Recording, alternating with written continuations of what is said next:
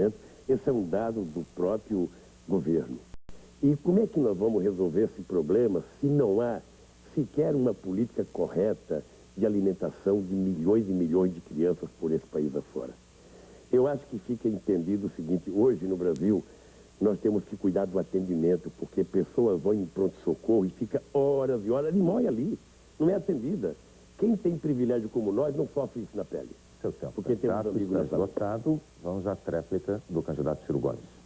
5 ações básicas, muito simples. Combate à mortalidade infantil com grande consequência. Eu vivi isso com muito orgulho. Fui em nome do governo do Ceará, que é uma política que começou com o Tarso e continuou comigo, com a presença, à época, do deputado José Serra, que foi como meu convidado, recebeu o Prêmio Mundial de Combate à Mortalidade Infantil no plenário das Nações Unidas. Ações básicas: estímulo ao aleitamento materno, peso e nutrição, acompanhar o peso e nutrição da criança e assistir a criança desnutrida preventivamente. Acompanhamento da questão da desidratação. Se você não tem o soro, um pouquinho de água com 2 colheres de açúcar, uma colherinha de sal, resolve o problema emergencial da desidratação. Terapia para infecções respiratórias agudas. Isso é o que mata generalizadamente, e se você faz ações muito simples, baratas de prevenção, também acode. E por fim, a imunização. O Brasil tem colhido recordes nessa área, há um envolvimento da população e nós estamos conseguindo alguns tempos nessa área. Mas são ações simples, baratas, de quem quer fazer e não vender equipamentos e remédios para ganhar dinheiro. Obrigado, candidato. Eu vou encaminhar então a pergunta, primeiramente ao candidato Luiz Inácio Lula da Silva. No seu governo, candidato, que papel teria o terceiro setor, as organizações não governamentais, na ajuda ao combate à mortalidade infantil? Eu acho que teria um papel fundamental.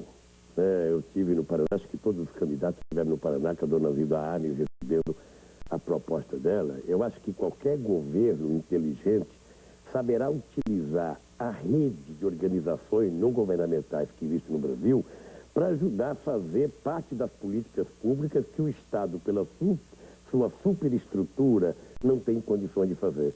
Então é uma questão de sabedoria, de inteligência, você utilizar esse mecanismo para ajudar a cuidar de criança, para ajudar a cuidar das mulheres grávidas, para ajudar de velhinhos, para ajudar das pessoas mais desprovidas de assistência nesse país. Eu acho que é uma questão de inteligência e o meu compromisso é fazer com que as organizações façam aquilo que o governo muitas vezes não faz. Seu tempo, candidato. Candidato Ciro Gomes, a mesma questão: que papel teriam as organizações não governamentais, o chamado terceiro setor, no combate à mortalidade infantil durante um governo seu? Um governo moderno não pode, de forma nenhuma, dispensar essa energia maravilhosa que surgiu na sociedade brasileira ante o fracasso médio dos governantes. Esse êxito no Ceará deveu-se à Sociedade Brasileira de Pediatria, à Pastoral da Criança. O meu programa de governo incorporou com todas as letras um programa de Brasil Sem Fome, com um prato de feijão para cada pessoa em 3 refeições, que custa 856 milhões de reais, da Ação da Cidadania. Incorporei ipsis liter porque foi bem estudado. Enfim, é fundamental para um governo moderno, para o controle, para a transparência, para envolver e diminuir custos, que você envolva a sociedade organizada na condução das políticas públicas. Obrigado, candidato. Depois a Lula. Ao candidato Lula, 30 segundos para a pergunta, por favor. Lula, eu gostaria de saber o que você pretende fazer com a CID, a contribuição de intervenção do domínio econômico, e por que você vai tomar essa posição? Ô, garotinho, deixa eu contar uma coisa para você. Em primeiro lugar, nós temos que ter claro que qualquer que seja a intervenção econômica de qualquer órgão do governo, de qualquer instituição, não pode nem deve acontecer, porque definitivamente nós queremos construir nesse país uma coisa que possa significar a retomada do crescimento, a geração de empregos e, quem sabe, até a gente fazer com que o Brasil possa voltar a ser a 8ª, a 7ª e a 6ª economia mundial. Eu estou convencido que os equívocos cometidos até agora pelo governo, e não apenas por esse, por outros anteriores, é que levou o Brasil a deixar de ser a 8ª economia mundial para ser a 11ª, com possibilidade de passar a ser a 12ª ou a 13ª, porque o Brasil definitivamente está andando para trás. E eu estou convencido que a retomada do desenvolvimento econômico, a geração de empregos, a distribuição de renda é o que pode fazer com que o Brasil possa dar certo e possa recuperar a autoestima do povo brasileiro e possa fazer com que a gente volte a ser um país respeitado, não apenas internamente, mas respeitado nesse mundo globalizado que está a exigir cada vez mais dos brasileiros uma ação firme para que o Brasil possa participar desse mundo de cabeça erguida. Lula, CID não é órgão. CID é contribuição de intervenção do domínio econômico. Cada litro de gasolina que o cidadão coloca hoje paga 28 centavos. Cada litro de óleo diesel, o cidadão paga 7 centavos. E as estradas continuam esburacadas. As estradas brasileiras continuam sendo cercadas com pedágios caríssimos. Eu lamento, a pergunta você não compreendeu. CID não é órgão. CID é um imposto em forma de contribuição que todo brasileiro paga e, infelizmente, nem todo mundo sabe. Mas quando você põe lá o seu litro de gasolina, você está contribuindo. Nesse momento, nós temos, dado que eu levantei antes de vir para cá, do CIAFEM, 10 bilhões de reais em caixa. O governo empenhou apenas 1 bilhão e gastou 700 milhões. 10 bilhões em caixa. Por isso que eu perguntei o que é CID, mas você não soube o que é CID. O tempo, candidato. Não há nenhuma possibilidade nesse país do governo tentar recuperar qualquer infraestrutura, inclusive estradas brasileiras, cobrando um pequeno imposto na gasolina. O governo gastou praticamente 150 bilhões de dólares nesses últimos anos para construir a nossa malha viária e a gente não teve sequer competência para fazer a manutenção dessa malha viária.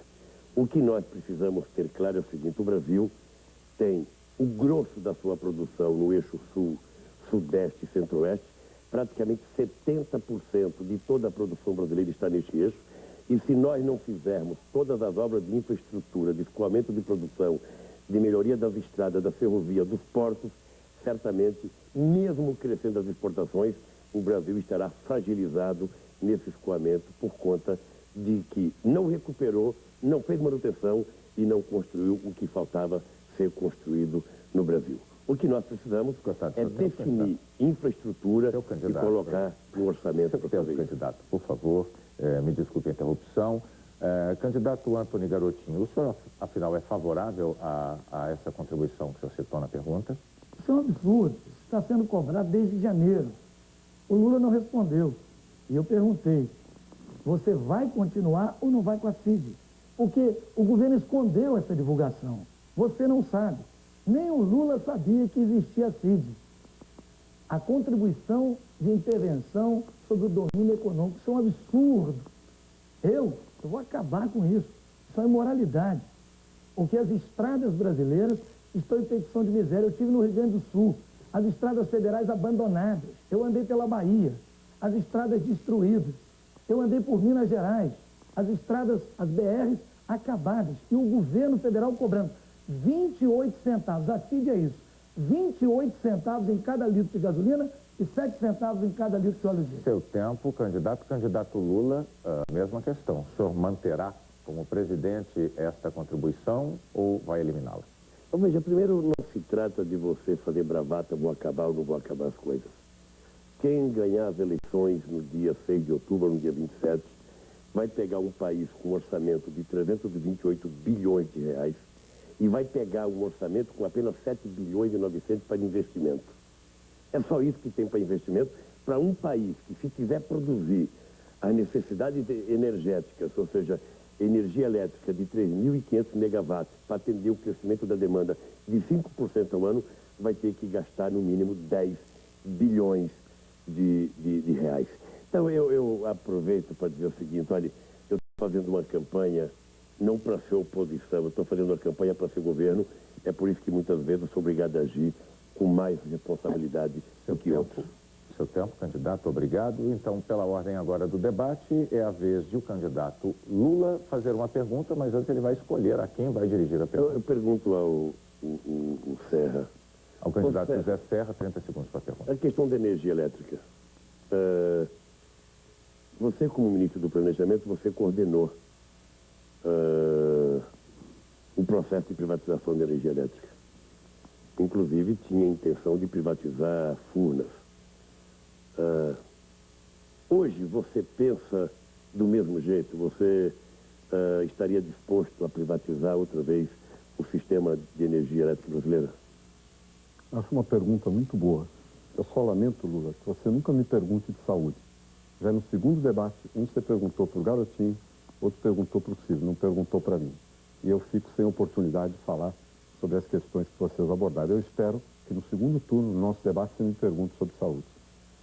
Quanto à energia elétrica, veja bem, o processo, quando eu era ministro do Planejamento, estava apenas começando e não tinha um modelo energético. Eu saí antes de ter o modelo energético de privatização.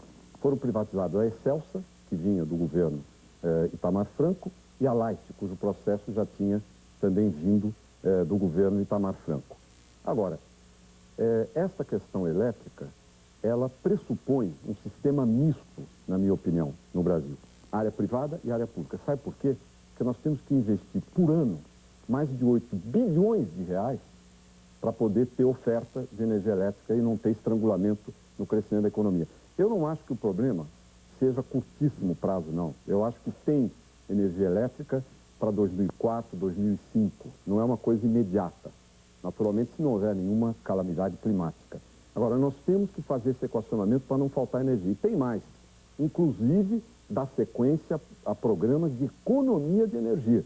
Que aconteceu em função da crise, que as pessoas aprenderam, inclusive, a usar métodos de economia. Mas muita coisa ainda pode ser feita nesse sentido, pensando no médio e no longo prazo. Agora, para esse equacionamento, não tem jeito, candidato. tem que ter um sistema misto. Réplica para o candidato Lula. Serra, o problema grave é o seguinte. Até 1992, 93, o governo brasileiro investia por volta de 12 a 13 bilhões de reais em construção de novas hidrelétricas. O que aconteceu é que de 94, exatamente quando o presidente Fernando Henrique Cardoso assumiu o Ministério da Fazenda, de 94, caiu de 12 para 4,7 bilhões dos investimentos em energia. Em 96, o presidente foi alertado que ia ter um colapso de energia. Não quis acreditar, porque alguém estava dando informações equivocadas. Conclusão, aconteceu. E nós não estamos fazendo muita coisa. O que vai acontecer é que pode acontecer o colapso daqui a 1 ano ou 2 anos. E esse é um patrimônio para a gente oferecer a investidores estrangeiros para investir seu dinheiro aqui. É infraestrutura e energia. Eu disse agora há pouco o seguinte, só para produzir os 3.500 megawatts para atender o crescimento da demanda de 5%, seria necessário 10 bilhões de reais. Candidato Serra. Olha, Lula, é provável, não estou aqui desmerecendo a nenhum dos outros candidatos, por favor, que nós dois vamos para o segundo turno, pela situação atual de hoje. E eu fico satisfeito que o Brasil, na questão energética, a possibilidade de um ou outro vai saber enfrentar a questão, vai enfrentar a questão de maneira decidida. Eu, pela minha parte, vou fazer isso. Não vai faltar energia elétrica. Nós vamos investir, vamos mobilizar, vamos fazer sistema misto. Não dá para reprivatizar aquilo que foi feito, mesmo porque na geração, que é o problema-chave, 80% ainda é do governo, dos governos, inclusive estaduais, e do governo federal. Então nós temos que ter um sistema misto. A iniciativa privada, no caso, pode ajudar a trazer dinheiro. Nas telecomunicações, aí houve uma privatização bem sucedida, e foi total. Telefone no Brasil, antigamente, tinha que ficar na fila. Os meus pais, até meu pai morrer, nunca conseguiram ter um telefone, pelo que custava e pela demora. Portanto, na área de energia elétrica, nós vamos atuar de forma decidida.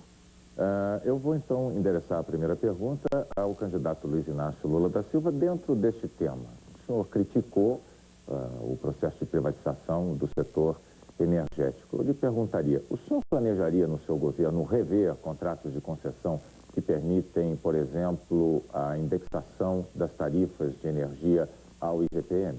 Nós vamos ter que discutir.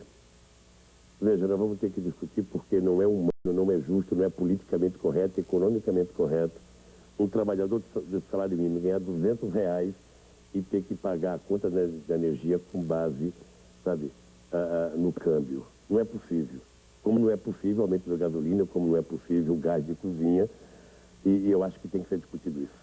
Se o governo governo tem condições de arcar com a parte da despesa do gás em dólar que compra da Bolívia, ele tem que arcar com a parte da despesa dos consumidores pequenos desse país, porque o povo não pode ser um grande pato da história. Foi chamado a economizar, economizou, depois as empresas alegaram um prejuízo de uma energia que não ofereceu e o povo está pagando até hoje nas contas. Candidato José Serra, a mesma questão. O senhor, como presidente da República, reveria contratos de concessão, detalhes como o direito à indexação das tarifas de energia pelo IGPM? Eu acho que convém. Eu acho que o Lula não centrou realmente na resposta. O problema é o índice geral de preços. O IGPM é um dos índices de preço da economia. E realmente ele teve nos últimos anos um comportamento mais de alta do que outros índices de preços existentes. E eu creio que em termos voluntários, quer dizer, do ponto de vista de conversar, pode-se chegar a um indexador melhor, no caso, porque os contratos contêm a cláusula da indexação da energia elétrica, que tem um preço controlado. E eu acho que o preço deve continuar controlado e deve também, Lula, continuarem os subsídios que são dados hoje às famílias de baixa renda, porque existe hoje subsídio no Brasil, essas famílias, inclusive no projeto que foi enviado pelo governo e aprovado no Congresso. Candidato Serra, pela ordem do nosso debate, neste momento, resta ao senhor fazer uma pergunta ao candidato Ciro Gomes. O senhor, por favor, pode dirigir a pergunta em 30 segundos. Pois não. Eu queria perguntar ao candidato Ciro Gomes a respeito da questão de comércio em relação à União Europeia. O Brasil tem 4 grandes blocos comerciais pela frente, né? Ou 3, digamos, Estados Unidos e as Américas, Europa e Japão e o Sudeste Asiático. No caso da Europa, qual seria a sua estratégia em relação às negociações com a União Europeia? Eu quero primeiro repor que a prioridade brasileira deve ser a recomposição do Mercosul. Se o Brasil for posto, eu sei sua opinião sobre isso, não sei se mudou atrás depois que o presidente Fernando Henrique lhe fez uma reprimenda, mas se o Brasil for para as discussões com a ALCA, as discussões com a comunidade europeia e buscar um caminho para o Oriente isolado, nós simplesmente seremos presas fáceis, especialmente no ambiente da ALCA. Por isso é fundamental recompor o Mercosul, buscar coordenação macroeconômica, apoiarmos a transição argentina, envolvermos, para além do Uruguai e o Paraguai, o Chile, a Bolívia, que já tem complementariedades conosco no gás, envolver a Venezuela, que tem complementariedade na área da petroquímica conosco. Com a Europa, nós não podemos aviltar, deixar uma agenda boba, apenas nessa pendência justa do brasileiro de opor, vamos dizer, reação às restrições que a Europa faz aos nossos produtos agrícolas. O Lula andou defendendo certa feita isso, mas é um equívoco. O Brasil tem que romper essas barreiras, mas essa relação é muito mais importante e não pode ficar apenas neste conflito tarifário, porque também na Europa o Brasil deve buscar uma escora, um apoio, para não ser presa fácil das potências da América do Norte, Canadá e Estados Unidos, numa negociação de ALCA cujos prazos são intoleráveis, enquanto o Brasil tiver uma taxa de juros que é a maior do planeta, e eles terem a menor dos últimos 40 anos, enquanto eles forem locomotiva tecnológica e o Brasil sofrer, a nossa empresa pequena e média especialmente, de atraso tecnológico, e enquanto eles tiverem mega empresas, enquanto 7 em cada 10 empregos no Brasil vêm de pequena empresa. Seu tempo, candidato. Candidato José Serra, réplica, 1 minuto, por favor. Eu queria abordar a questão mais especificamente da União Europeia, talvez o candidato Ciro Gomes possa fazer na sua outra intervenção, porque ele de fato não respondeu a essência da pergunta, mas poderá fazê-lo. Nós temos um grande impasse com a União Europeia em relação aos subsídios agrícolas. Eles subsidiam sua produção e cria barreira para os nossos produtos. Mas não é só isso, há questões específicas. Por exemplo, o açúcar, para se ter uma ideia, a União Europeia chega a exportar açúcar para a Nigéria, subsidiando cerca de 300, 400 dólares por cada tonelada exportada. Um absurdo, e não deixa aí o açúcar brasileiro. Restrições ao frango, que mudam cláusulas sanitárias, restrições ao palmito, à carne suína, um conjunto de coisas. A minha ideia é escolher instrumentos de negociação. Por exemplo, padrão da TV digital. O Brasil deve adotar um padrão de TV digital. Tem o europeu, o americano e o japonês. Nós vamos adotar o padrão, dadas certas condições técnicas, da região e do país que mais remover barreiras comerciais comerciais ao Brasil. Isso é questão fundamental. A tréplica é do candidato Ciro Gomes. Um minuto. Eu respondi com a clareza que eu tenho sobre o assunto. Nós não podemos permitir que a posição do Brasil no mundo seguir por interesses comerciais apenas. Não é possível imaginar que a nossa agenda no mundo se confine apenas à questão de remover restrições fitossanitárias intoleráveis, ou de cotas intoleráveis, ou de subsídio intoleráveis. Eu estou em favor de uma agenda de tensão. Minha proposta prevê, inclusive, retaliação bilateral. Coisa muito mais audaciosa do que ficar premiando uma coisa que não se tolera à luz das regras da Organização Mundial do Comércio. Apenas eu coloco com clareza que o Brasil não pode partir para essa projeção externa sem um projeto interno. O Brasil, Serra, você sabe bastante bem, você não pode fazer de conta que não tem nada a ver com o que está aí. O Brasil hoje tem um rombo nas suas contas externas de 18 bilhões de dólares. O Brasil hoje tem uma dívida externa a vencer no primeiro ano do próximo governo de 28 bilhões de dólares. Seu tempo. E o mundo fechou o crédito para o Brasil, porque o mundo lá fora sabe da irresponsabilidade que se fez aqui dentro e nós não temos a menor autonomia. Desculpe, Bona, só concluindo. Eu é que peço desculpas, mas o senhor já deveria ter concluído, porque em respeito aos demais candidatos, por favor, o reloginho é grande, o público não vê, mas nós temos relógios grandes aqui fazendo a contagem regressiva, eu não posso transigir nisso, infelizmente, candidato. Eu devo agora fazer uma questão a cada um dos candidatos. Eu vou aproveitar, já que estamos falando das relações comerciais do Brasil com a América do Norte, também com a Europa, e citamos aqui o Mercosul. Vamos explorar um pouquinho mais a questão do Mercosul, especificamente na Argentina, que é realmente o país mais forte do Mercosul fora do Brasil. Que tipo de papel está reservado nas relações comerciais do Brasil, no governo de José Serra, para a Argentina? Olha, o Mercosul e a Argentina são essenciais como parceiros, que eu vou aproveitar para esclarecer essa questão. Inclusive a negociação com a União Europeia, nós fazemos juntos com o Mercosul. A questão do Mercosul não é que ele não tenha avançado, é que no começo fizeram metas muito ambiciosas de fazer em 4 anos o que a União Europeia, a Europa fez em 40. Então há uma frustração em relação às metas que se fixaram, não em relação ao que foi feito, que foi um bom avanço. A questão fundamental para nós é consolidar o livre comércio dentro do Mercosul, porque nós ficamos no meio do caminho do livre comércio e de uma política comercial idêntica com o resto do mundo. O que eu proponho é enfatizar agora a tarefa do livre comércio dentro do Mercosul. Não houve nenhuma reprimenda do presidente Fernando Henrique, até porque ele conhece bastante as minhas posições a esse respeito. Candidato Ciro Gomes, que papel o senhor reserva para a Argentina nas relações comerciais do Brasil durante o seu governo como presidente da República? Relações comerciais são um ponto objetivo e prático de um conjunto de outras relações que são fundamentais.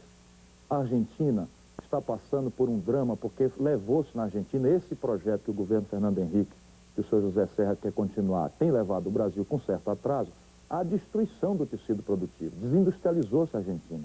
E é um papel indeclinável. O Brasil não tem direito de se acovardar, tanto na relação bilateral, de apoiar, de ajudar. Claro, temos que cuidar, não podemos mais cometer os erros do passado a pretexto de melhorar o comércio geral. Descuidamos do arroz do Rio Grande do Sul, descuidamos do trigo, descuidamos de uma série de questões. Mas dá um regime preferencial ao petróleo argentino, dá um regime preferencial ao trigo argentino. Se o Brasil tem que importar metade do trigo que consome, por que não dar um regime de preferência? Facilitar a transição no regime automotriz para eles também, acho que é uma generosidade que o Brasil pode ter. Obrigado pela compreensão, candidato. Esgotada este debate entre os senhores, resta então agora a pergunta final desta rodada, que será do candidato Ciro Gomes para o candidato Antony Garotinho. 30 segundos, por favor. Garotinho, eu assisti aqui o candidato do governo antecipar, antes que o povo resolva, qual vai ser o resultado da eleição. Assisti ao jogo de siglas, né, para tentar apanhar o Lula numa pegadinha. Você acha, francamente, que a eleição já está resolvida? Ou você acha que esse debate vai ter uma influência fundamental para o povo brasileiro decidir? Primeiro, eu confio no povo brasileiro. Eu tenho certeza que o povo observou que de todas as campanhas, a mais humilde, aquela que buscou falar o coração do povo, uma campanha limpa, foi a candidatura Garotinho. Eu andei por esse país, procurei levar esperança, não acredito que nada esteja decidido. Eu acredito que esse debate será muito importante. Porém, eu quero esclarecer, eu não fiz pegadinha nenhuma. Eu perguntei sobre a contribuição de intervenção sobre o domínio econômico, que é um imposto de 28 centavos sobre cada litro de gasolina e de 7 centavos sobre óleo diesel. O candidato se equivocou, ele não sabia o que é CID. É normal, também são muitas siglas. Né? Ele tem uma boa equipe, mas não domina todos os assuntos. Mas eu não fiz pegadinha. O candidato do governo, ele insiste que está na frente, mas ele sabe que não é isso. Ele sabe que nas pesquisas a candidatura está estacionária e a minha candidatura vem crescendo. É verdade que lentamente, porque eu não tenho recursos. É verdade que a minha campanha teve o menor tempo de televisão. Mas eu procurei falar ao coração do povo brasileiro. E se há alguém que sai dessa campanha com mãos limpas, inteiramente comprometido em reduzir a taxa de juros, aumentar o salário mínimo, com propostas concretas para melhorar a vida do nosso povo, chama-se Garotinho. Seu tempo, candidato. O candidato Ciro Gomes. Brasileiros, eu fiz essa pergunta, de fato, porque me incomodei aqui com essa arrogância, né, de algumas pessoas de se presumirem já os vitoriosos quando o povo brasileiro vai pensar um pouco e vai decidir isso livre e soberanamente no dia 6, no próximo domingo. O Brasil está numa situação muito difícil. Eu não falo isso para olhar para o passado. Nós estamos com a menor taxa de crescimento econômico dos últimos 50 anos. Isso não é conversa de economista. Se a economia está parada, 1.500.000 jovens chegam ao mercado de trabalho e não tem chance. 40 pessoas por dia perdem em São Paulo seu emprego por conta dessa estrutura. Nós temos uma proposta de mudar o modelo econômico em 3 passos muito simples. O sistema tributário, o sistema previdenciário e o déficit nas transações com o estrangeiro. Parece complicado, mas isso permite a taxa de juros cair e o país voltar a crescer. Nós temos mais de 20% de capacidade na indústria brasileira parada. Só isso já dá ao país uma condição de crescer 4,5% que gera 2 milhões de empregos. Vamos agora, então, à tréplica do candidato Antônio Garotinho. Quero que você, brasileiro, pense bem. Um se juntou com Collor, outro se juntou com Sarney, outro se esconde. Não quer ser o candidato do governo dele. Eu não. Desde o início eu tive uma face só. Sei que paguei caro por isso. Uma boa parte da grande imprensa brasileira cerceou a minha candidatura. Nos últimos dias, assim como Ciro foi alvejado, eu sofri uma campanha sórdida, sem assinatura de comercial na televisão, me acusando, tentando iludir você. Mas agora, do dia 3 ao dia 6, agora você vai poder serenamente pensar.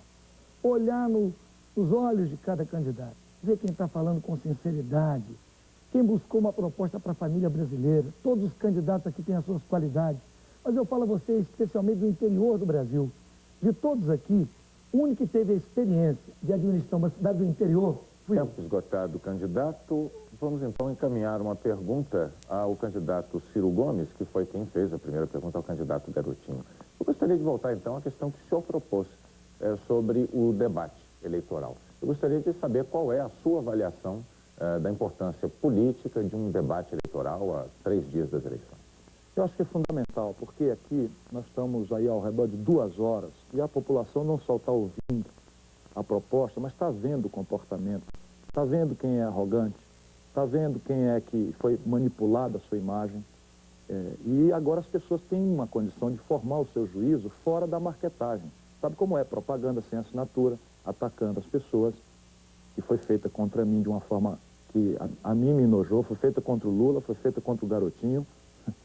E a população viu isso, sem assinatura, só contra os candidatos de oposição. Mas o fundamental é que nós aqui estamos, cada um com a sua experiência, buscando descobrir soluções para o povo brasileiro. O Garotinho tem a experiência, eu acumulei a minha, tenho as mãos limpas também. Mesmo a maior agressividade, ninguém levantou nada contra a minha honestidade. Seu tempo, muito obrigado. Agora, eu repito a pergunta ao candidato Garotinho. Qual é a avaliação que o senhor faz da importância de um debate eleitoral a 3 dias das eleições na televisão para um público de milhões de pessoas? O debate é bom, porque aqui não tem nada ensaiado. Porque tem gente que quando vai para o horário eleitoral vai com tudo treinado. Mas quando você faz uma pergunta fora do script, como eu fiz aqui, sobre um assunto simples, não sabe responder. Então é bom que você pense nisso. Olha, e esse é um momento tão importante. Sabe por quê? Você que é trabalhador, o dono do Bradesco, no dia 6 tem um voto. Igual o seu, um voto. Por mais rico que seja o cidadão, ele tem um voto. Você dona de casa, você estudante, você que quer um país novo, me dê essa chance. Esse debate, você pode conhecer quem está preparado para comandar esse país. Tempo esgotado e termina aqui, então, a última rodada de perguntas desse debate eleitoral. Eu gostaria de aproveitar, então, este momento para agradecer imensamente aos candidatos. A avaliação que eu faço e que a produção está fazendo é de que, até este momento, se deu em altíssimo nível. Nós tivemos aqui muitas ideias debatidas e, por isso, eu agradeço em nome de todos os telespectadores, e são milhões que nos acompanham esta noite. Agora chegou o momento, então, final desse encontro, que é o das considerações finais dos candidatos. Houve já um sorteio, da mesma forma que nós sorteamos as posições em que encontrariam os candidatos no cenário. Nós também já tivemos um sorteio que definiu a ordem em que os candidatos vão fazer suas considerações finais. Eu vou encaminhar, então, ao primeiro que foi sorteado, foi o candidato Luiz Inácio Lula da Silva. Ele tem direito a 2 minutos para fazer as suas ponderações finais nesse debate. Bom, na verdade, eu até ia pedir tempo de resposta, eu não levantei a mão, porque eu acho que cada um de nós colhe aquilo que planta. Quem planta vento colhe tempestade. Eu estou consolidando uma campanha, não sei se ganho, não sei quem vai para o segundo turno, mas eu duvido que algum companheiro que disputou possa levantar um dedo em algum momento de ataque a alguma pessoa. Até porque o meu programa eu fazia questão de levá-lo em tudo quanto é debate para as pessoas verem que eu tinha programa. E tem gente que fala que tem e nunca apresentou programa. Quero, Serra, até pedir desculpa a você se você achou que em algum momento eu fui irônico. Não faz parte da minha formação política ser irônico. O que faz parte da minha formação política é tentar conversar com as pessoas com a maior lisura e honestidade possível. E eu, sim, gostaria que as pessoas olhassem nos olhos de cada um antes de votar. Eu queria aproveitar que nós estamos, sabe, aos 25 minutos do dia 4, dia de São Francisco de Assis, para terminar a minha participação nesse debate com uma frase que eu recebi de um amigo de Lajeado, no Rio Grande do Sul, que me entregou a seguinte frase: comece fazendo o que é necessário, depois o que é possível, e de repente você estará fazendo o impossível. E eu estou convencido que somente a minha candidatura será capaz de colocar esse trem nos trilhos, colocar os passageiros no seu lugar e fazer o Brasil recuperar a sua dignidade. Porque esse país não vai quebrar nunca, esse país não vai ficar, sabe, nessa situação de pedinte. O Brasil tem potencial, eu acredito nisso, e espero que Deus ilumine cada eleitor e eleitora no dia 6 de outubro. Pela ordem desse sorteio, agora quem fala é o candidato José Serra. O senhor tem 2 minutos para suas considerações finais. Eu queria inicialmente, William, cumprimentar você, cumprimentar os candidatos, os meus concorrentes. É um fato auspicioso que no Brasil nós estejamos tendo um processo eleitoral democrático num país que está ansioso para prosseguir o seu processo de mudança.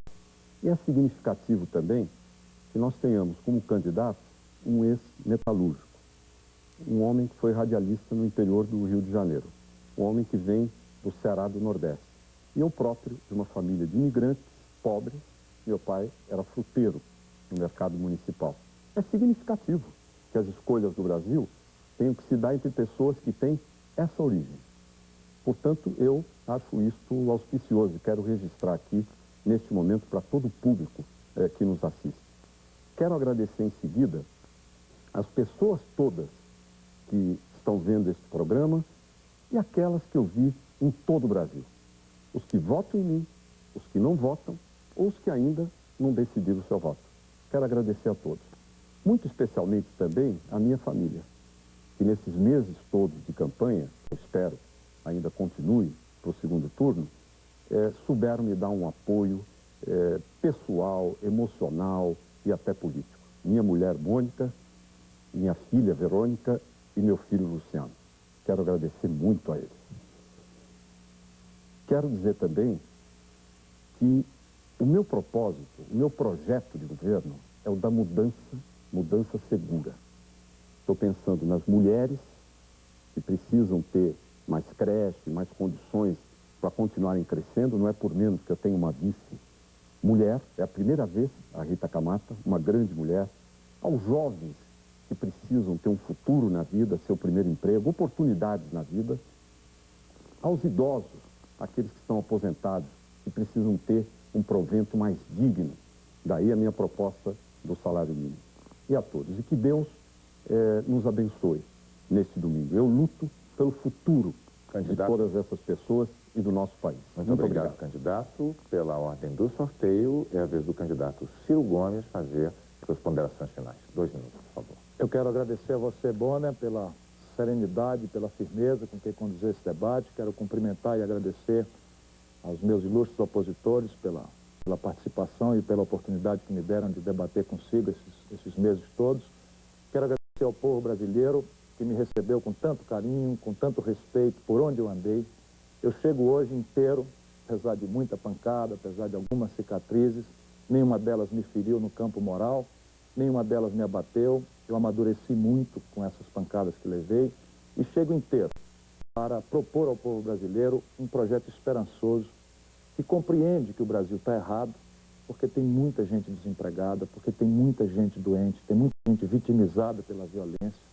Compreende que as coisas estão erradas porque o país está posto de joelhos diante da agiotagem internacional e local, mas ao mesmo tempo eu conheço um Brasil que tem terra, água, minerais, petróleo e tem o povo brasileiro.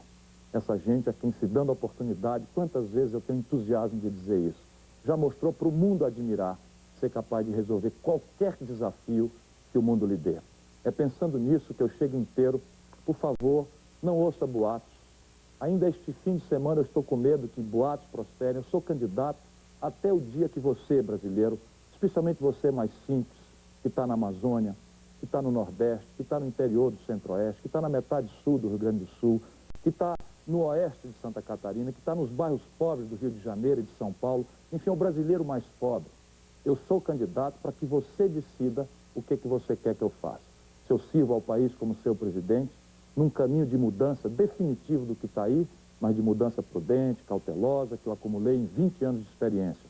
E se você quer que eu sirva ao país, e este é o meu destino, na oposição. Eu peço o seu voto, peço a sua oportunidade, agradeço mais uma vez a minha família, a minha mulher Patrícia, que me acompanhou todos esses dias, a Lívia, ao Ciro, ao Yuri, a minha mãe, que foi minha cabo eleitoral em Pindamonhangaba. Um beijo, povo brasileiro, no seu coração. Obrigado, candidato.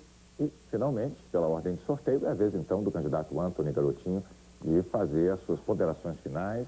2 minutos, candidato. Quero agradecer a você, brasileiro, você das pequenas cidades que eu não pude visitar.